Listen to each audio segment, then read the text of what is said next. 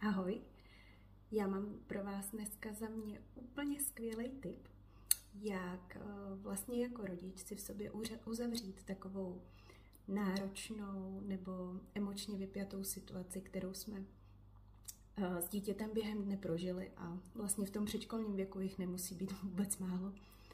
A dítěti tak pomoct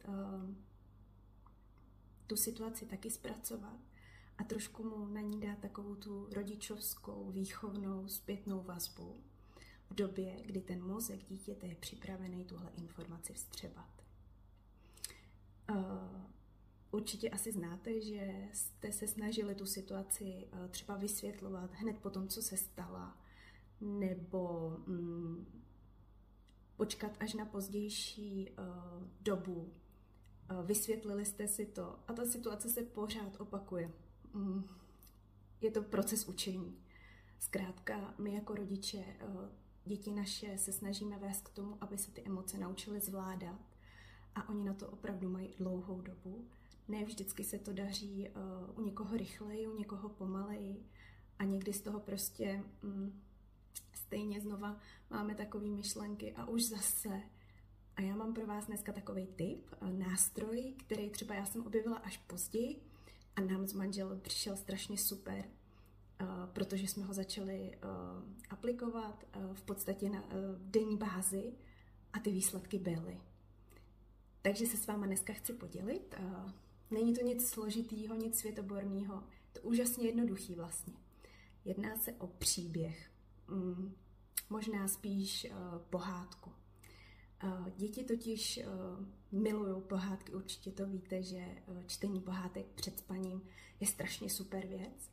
A pokud jim ten rodič tu pohádku ještě vypráví a je úplně nová od rodiče, tak to dítě ji prostě hltá. A to stejný je, anebo bylo u nás. A my jsme začali pracovat s pohádkou tím způsobem, že jsme si v hlavě vybrali náročnou situaci, kterou bychom chtěli dítěti nechávat zpracovat lepším způsobem právě díky té pohádce.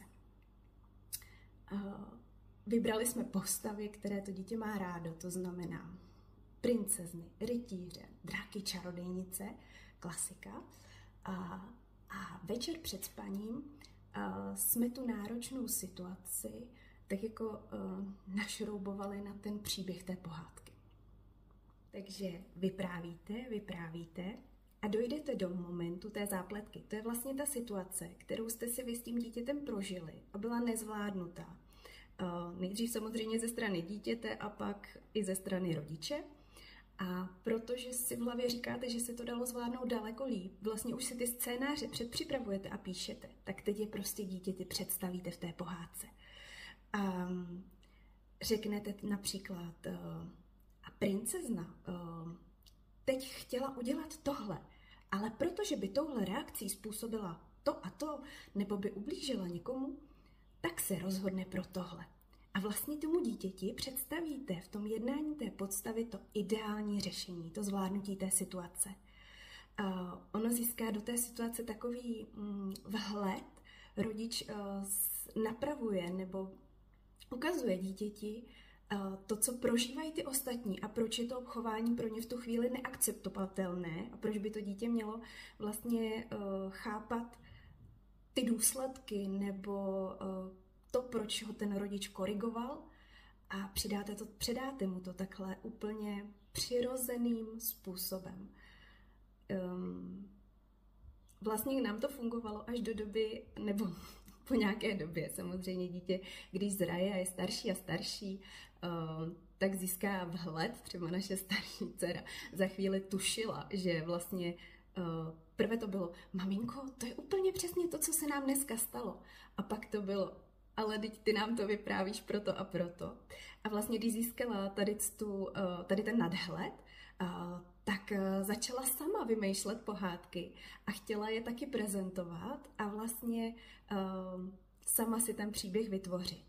A to je úžasná zpětná vazba pro rodiče, kdy vlastně v tom klidným předspánkovém stavu, kdy mozek běží na takový ty nízký frekvenci toho sklidnění a je to ideální stav pro učení se čemkoliv novému, protože během spánku ten mozek se regeneruje a integruje všechny zážitky, tak tady to je jedna z forem, jak my jako rodiče můžeme pomoct dětem učit se zvládat svoje vlastní emoce.